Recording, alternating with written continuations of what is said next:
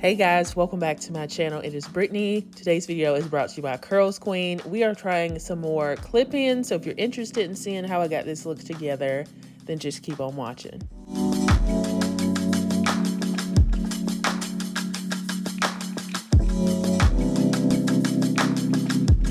So they sent me over their Coarse Kinky Blowout Textured clip-ins. It's a full set of clip-ins. It's a 10-piece set. Some of them have 5, some of them have 4 clips. Some of them have 3, and then some of them have 2 for different areas of your head, but it'll cover your whole head, and I have a big head. Okay, so I have type 4 textured hair, and I'm just showing you guys what the hair looks like fresh out the pack. Here's my natural hair here. It has been washed and blow dried, and I'm going to be, stretching it out a little bit more, so I'm going to go ahead and put on my heat protectant, and I'm using my Revlon blow dry brush to stretch my hair out a little bit more.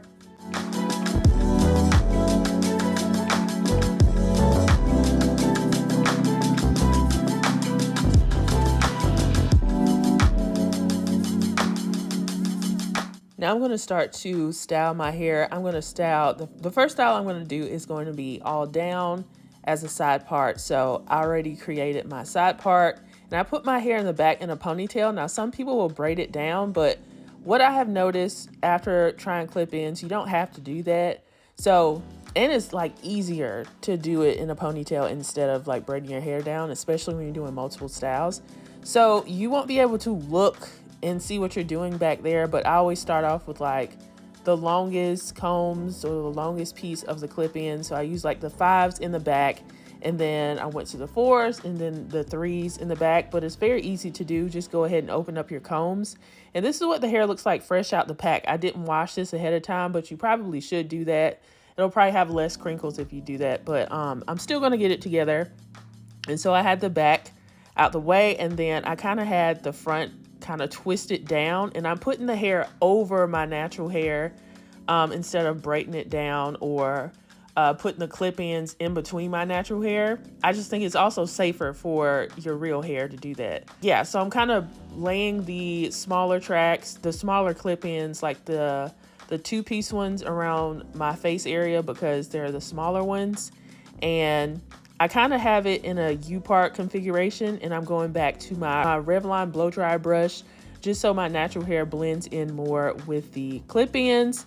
And I am going to be using more heat on my hair. I'm going to be using my Conair hot comb and my Babyliss flat iron. If you don't feel comfortable using that much heat on your natural hair, you don't have to. But I feel very comfortable with using heat on my hair these days. My hair is, very healthy. It's in a great state.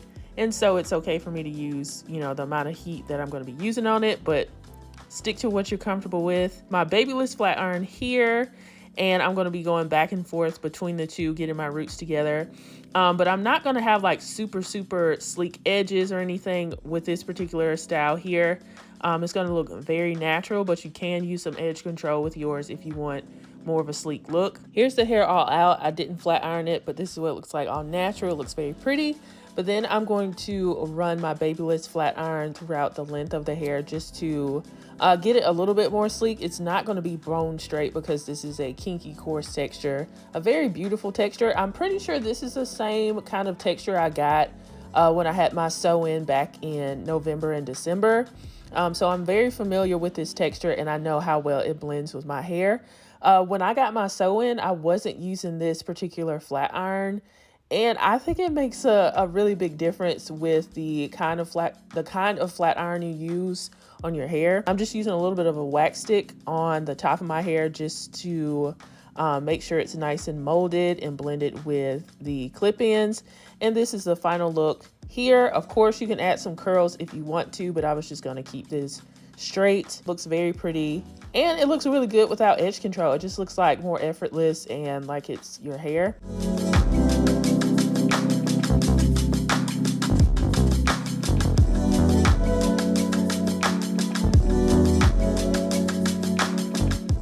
So now we're going to move on to the half up, half down style. Of course, how to do that. It's like one of my favorite styles. So I kept the back of the hair with the clip-ins that we had from the first style, just like that.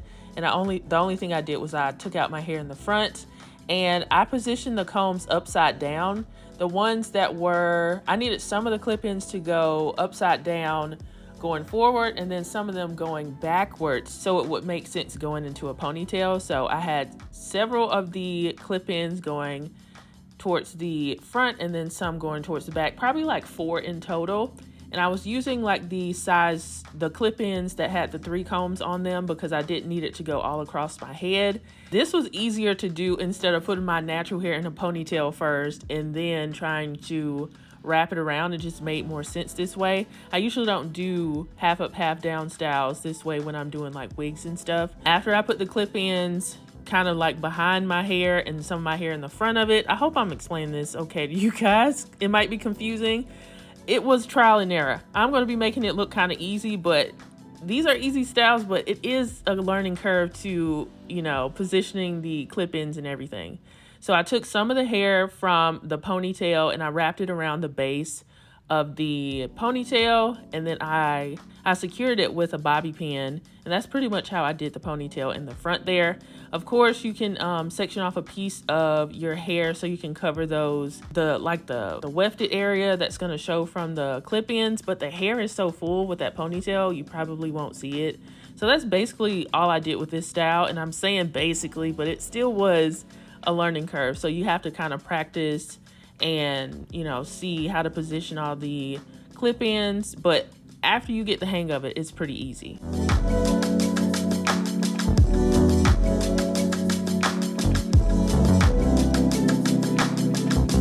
Okay, for the last style, we're going to do a high ponytail. So I'm starting off with my natural hair in a bun in the center of my head, and then the perimeter of my hair is all out.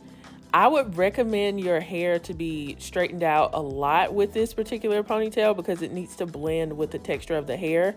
And my hair in the back wasn't as straight, so I'm going to have to kind of finesse it a little bit. So I did kind of the same thing that I did with the half up, half down style. I had all the hair that was behind my bun upside down and going towards the front, and any of the clip-ins that were in front of my bun, I had them going backwards, so it made sense when I was making my ponytail. So I don't know how many clip-ins I used, maybe like 6 different clip-ins, and then I put my hair in a ponytail. It was looking good. I went ahead and put my natural hair in a ponytail combined with the clip-ins, and you're going to see a little bit of my natural hair kind of sprouting out, so you have to keep that in mind.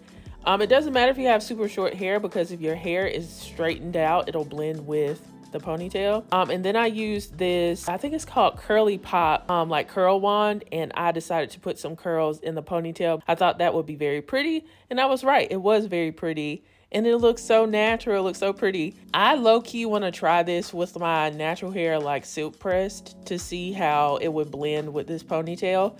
But I think without having my hair silk pressed or anything like that, it blends very well with these kinky coarse blowout textured clip-ins. Love the texture, especially if you have type 4 hair like me. You have like 4C hair, 4B, 4C hair. It's going to blend beautifully with your hair.